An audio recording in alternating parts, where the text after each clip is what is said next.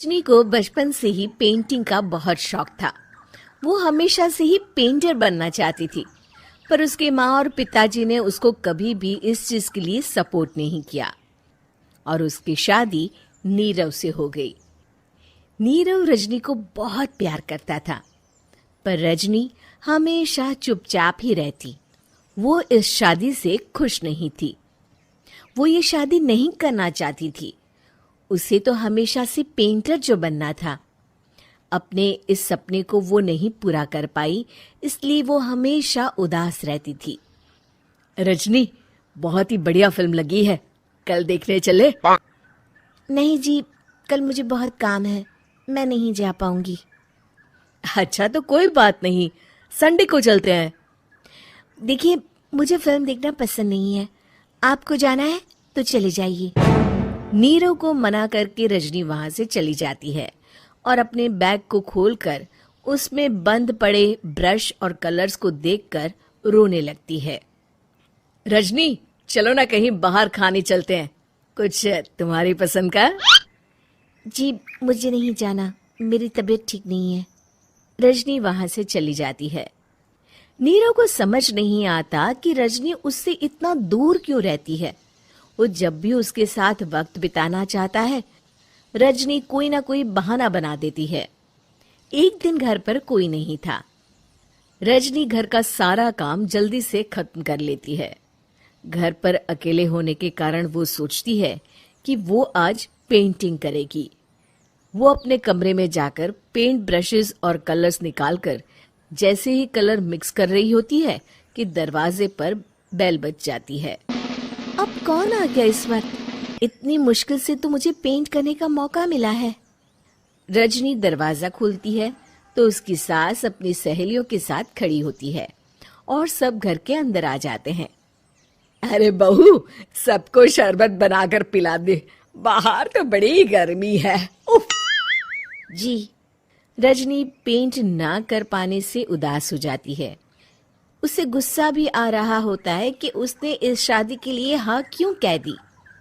वो रसोई में जा रही होती है कि उसकी सास उसे रोकती है। बहू, सबके खाने का भी इंतजाम कर लेना, आज का लंच तो ये सब यहीं करेगी। हाँ।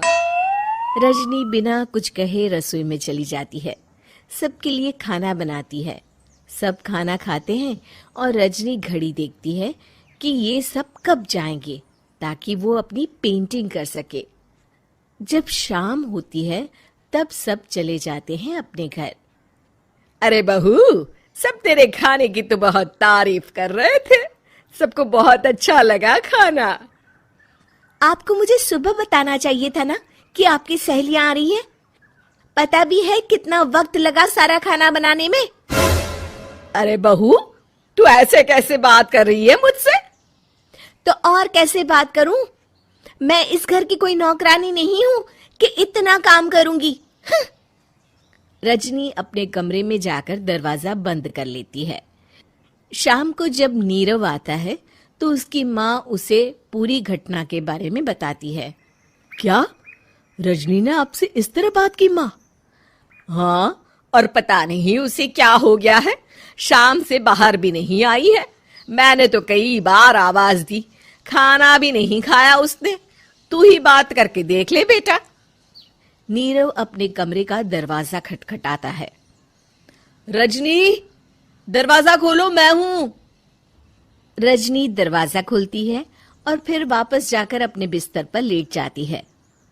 रजनी, मां से बात करने का ये क्या तरीका है? मैंने कोई गलत बात नहीं की है। अरे तुम क्यों ऐसे बर्ताव कर रही हो सबके साथ? क्या तुम इस शादी से खुश नहीं हो? रजनी कुछ नहीं बोलती। अरे बताओ मुझे रजनी, क्या ये शादी तुम्हारी मर्जी के खिलाफ हुई है? हाँ, मैं ये शादी कभी नहीं करना चाहती थी। तुमसे क्या, मैं किसी से भी शादी नहीं करना चाहती थी। रजनी रोने लगती है। चुप हो जाओ रजनी, बताओ मुझे, तुम क्यों नहीं करना चाहती थी शादी? रजनी बेड के नीचे से अपने पेंटिंग्स, कलर्स, ब्रश, पेपर्स निकालती है। इतने में उसकी सास भी कमरे में आ जाती है। ये देख रहे हो, ये थे मेरे सपने। मैं पेंटर बनना चाहती थी, पर माँ पापा ने कभी सपोर्ट नहीं किया और मेरी शादी करवा दी। मेरे सारे सपने टूट गए। हर वक्त बस गुस्सा आता रहता है मुझे। मैं जानती हूँ कि आप लोगों की इसमें कोई गलती नहीं है, पर मैं क्या करूँ, मुझे समझ में नहीं आता।